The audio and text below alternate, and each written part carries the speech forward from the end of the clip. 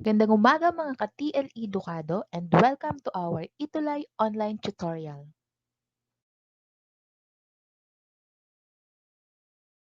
At yan, syempre po, handicraft pa rin po tayo. At bago po tayo mag-start, babati muna po ako. Hello po sa aking SDO Batangas Province, sa Agoncillo District, sa aking school, Agoncillo National High School, kay Ma'am Ginalyn Macaraig, kay Ma'am Sweetheart, sa aking mga kasamahang guro, at sa aking mga mahal na estudyante, at higit sa lahat sa ating mga tuties.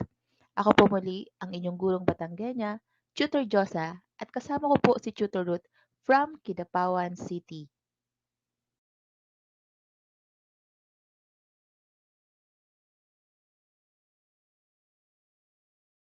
Kayong 2 minutes para po or gamitin ang hashtag TLETulay Handicraft para po kayo ay makagreet or makakomment po. Free po, free. Libreng-libre po, wala pong bayad. So yan po ay ipapop up ng ating director. Just comment-comment lang po. Sabihin niyo po kung ano pangalan niyo and saang school and district. Pwede din po batiin niyo po yung mga classmate niyo or teacher niyo. Okay na okay po yan. At yan na nga po. So, handicraft pa rin po tayo and quarter 3 pa rin. Pero week 6 na po tayo. So, we only have 2 weeks para po fourth quarter na po tayo. And madami na po akong nababalitaan na mga school na magfa-face to face. So, dun po sa mga duties namin na kasama sa magfa-face to face na, pwede pa rin po kayong manood ng mga replay ng ating mga Itulay online tutorial at saka po magagamit nyo pa rin ito kahit na kayo ay mag-face to face pa rin. Ano? At para sa ating learning outcome, create recycled project. So 4.1, recycled articles are produced based on the given steps, tools are properly used, and good working habits are observed. Mag-Friday return muna po tayo. Last time or last Friday, didiscuss natin yung mga iba't ibang recyclable materials, tsaka yung mga pwedeng gawin na recycled articles from these materials. So ngayon ang tanong, naaalala niyo pa ba yung mga recyclable materials na yon? Paki-comment nga po kung naaalala niyo pa. Ayan. Alam na alam ko naman na naaalala niyo pa. Kasi itong mga recyclable materials na ito ay lagi nating nakikita. Ano? So we have paper, can, glass, plastic bottles, and fabric scrap. So very good, very good, very good. Kasi naaalala niyo pang lahat. Paki-comment nga po kung ano yung nakikita niyo sa dalawang picture. Saan siya gawa? Ano yung ano yung purpose niya? Anything that you can say from the picture. Ang lesson natin ngayon ay gagawa tayo ng isang recycled project. Yes, may makakasama po tayo sa paggawa natin ng recycled project. Abangan nyo po sila sa bandang dulo. Bago tayo mag-recycle, alamin muna natin ulit or balikan muna natin ulit. Ano nga ba yung ibig sabihin ng recycle? So, recycle means to make something new out of old materials. You can be creative and apply the principles and elements of design to make old materials more attractive. At syempre, bago tayo mag-start ng isang bagay or isang gawain, alamin muna natin yung mga good working habits para tayo ay maging mabilis sa paggawa at especially tayo ay maging safe sa ating ginagawa. Ang una dyan is prepare and organize all needed tools and materials. So talagang pinaka-importante yan para hindi tayo pabalik-balik or para mapabilis yung gawain natin. Kasi kapag kumpleto na yung gamit natin, hindi na tayo paalis-alis, kukunin na lang natin.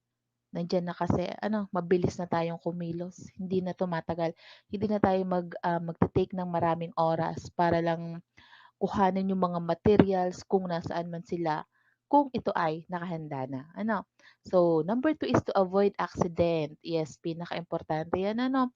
Ang sabi diyan, siyempre do'n sa mahaba ang hair, kailangan itali nila ito before working. Next, use appropriate tools and materials in your project. So, nakalagay diyan is appropriate. Dapat tama siyempre yung gagamitin natin. For example, tayo ng papel. 'Wag naman tayo gumamit ng kutsilyo. So, may right tools naman or appropriate tools para do'n. So, gamitin natin 'yon. And next, use scissors in cutting and not your teeth. So, yan, kakasabi ko lang. Gamitin ang scissor kung magugupit ng mga bagay-bagay at huwag gamitin ang ating mga ngipin. Sunod, kailangan meron na tayong naka-prepare na plastic bag or trash bin sa tabi natin para yung mga kalat natin or mga scrap natin is diretso na sa ating trash bin, hindi na siya all over our workplace. So number 6, work with your hands and not with your lips. Follow the step-by-step procedure and clean your working area before leaving the room. Gagamitin daw ang kamay at huwag ang ating mga labi, 'di ba? So, pinakatama naman talagang gamitin kapag tayo ay gumagawa ng isang bagay ay ang ating mga kamay. And siyempre napakaimportante na susundin natin ang procedure kung paano ba or alin ba yung una, alin ba yung gitna at ano ba yung pangwakas na mga steps. And siyempre, tayo ay parang clean as you go. Ano ba yun? Yung mga ganon. Parang kailangan is malinis. Ano? Magpa 5S muna tayo. Yung mga seri, seiso, shitsuke, mga ganon. Na ating pinagtrabahuhan bago tayo umalis. Kailangan is maayos ulit. Parang, parang walang nagalaw, parang walang nagtrabaho. Kailangan ganon. Ayan, ang bilis. Learning task na agad, ano? Learning task na agad tayo kasi nga po tayo ay ang ating kailangan gawin ngayon or ang topic natin is magki-create tayo ng something na recycled project. So, ito yung sa mga susunod na slide is makikita natin yung step kung paano ba ah, gumawa ng isang bagay from the recycled materials. Ang gagamitin natin na recyclable material is ano nakikita niyo diyan sa picture? Yes, they are magazines. And ito yung mga tools at mga tools na gagamitin natin. We have the ruler, glue, uh, scissor, ballpen, pwede din pencil. So, na-visualize nyo na ba kung ano yung pwedeng maging output natin? So, ang unang gagawin natin is from those magazine, magsusukat tayo. So, ang aking ginamit ay 1 inch lang. And ikakat nyo into strip. Ganito, yung nasa picture.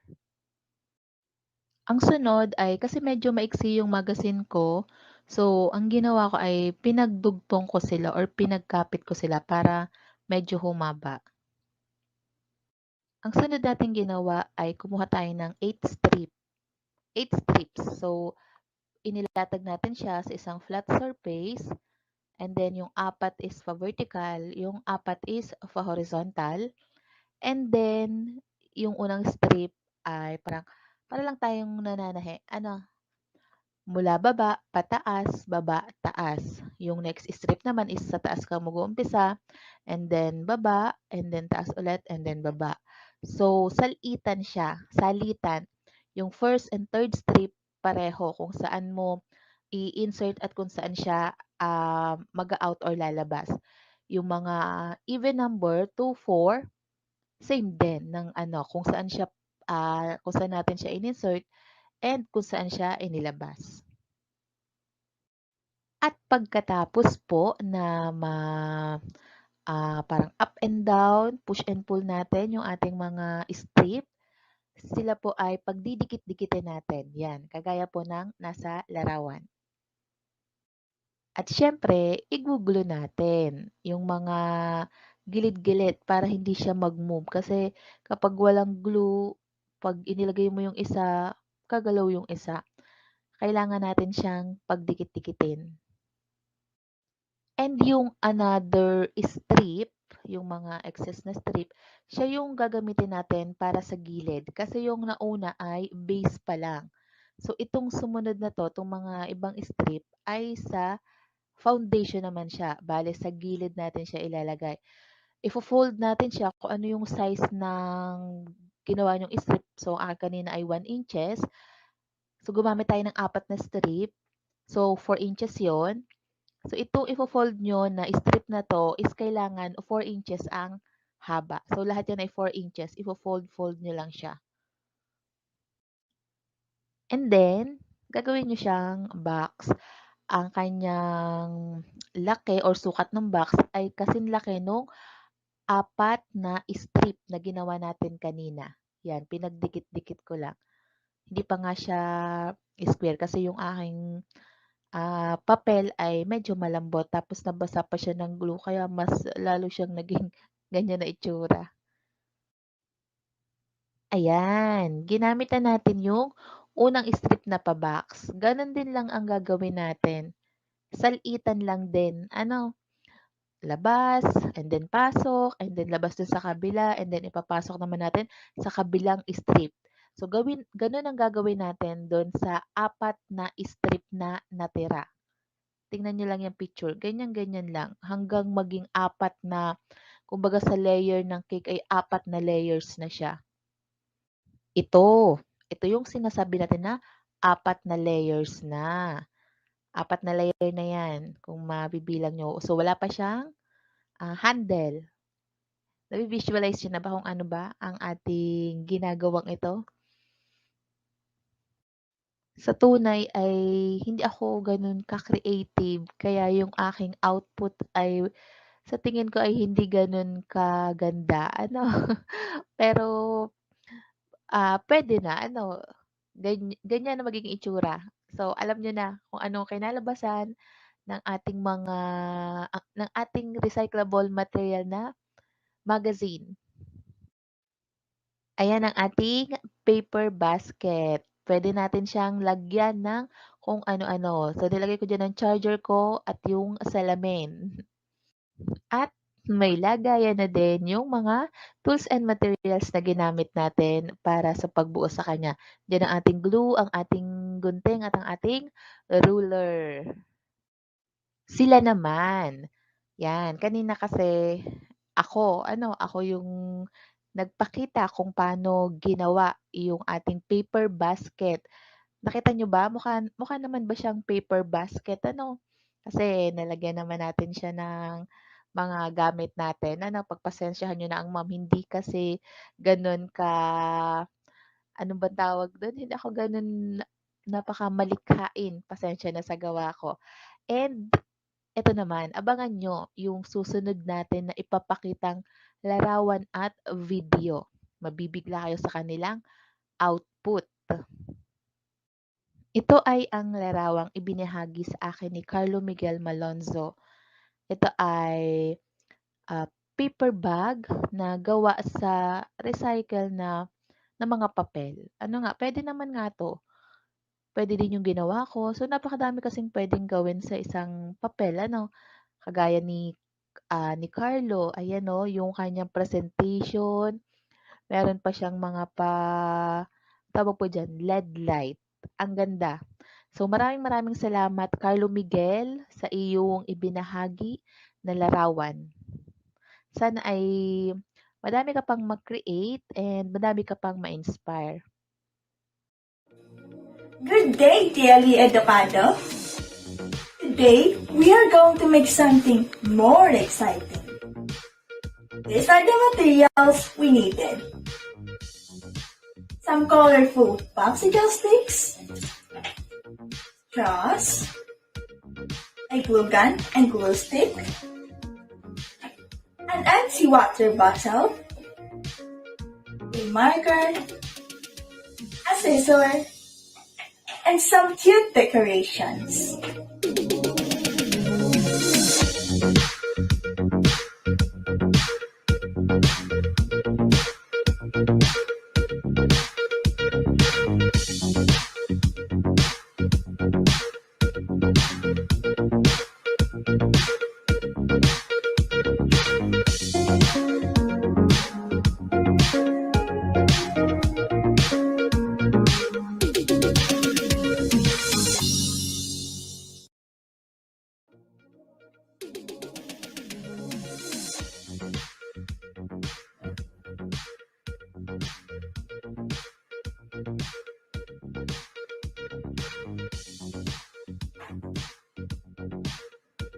And we're done making our beautiful pen holder using our recycled materials.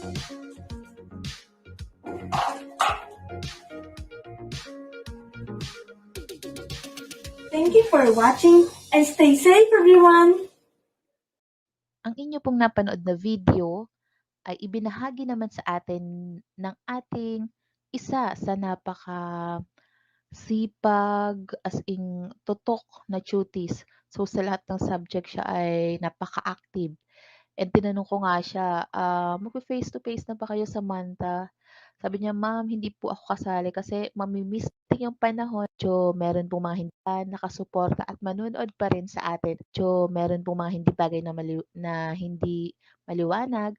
Meron po tayong book na ginagamit. Ito po ay ang Handicraft Making Exploratory from Calabarzon Pibot. And the pictures po are from Canva and Google Creative Commons licenses. Baka meron sa inyo diyan gustong maging or magaling mag-design, pwede kayong gumamit ng Canva. Muli po, maraming salamat po sa lahat. Sa lahat po ng duties na nandiyan pa rin. Miss na miss na miss na po namin kayo. Muli po, abangan niyo po kami tuwing Friday. Ako po ang inyong gurong Batanggenya, Tutor Josa, and kasama ko po lagi si Tutor Ruth from Kidapawan City.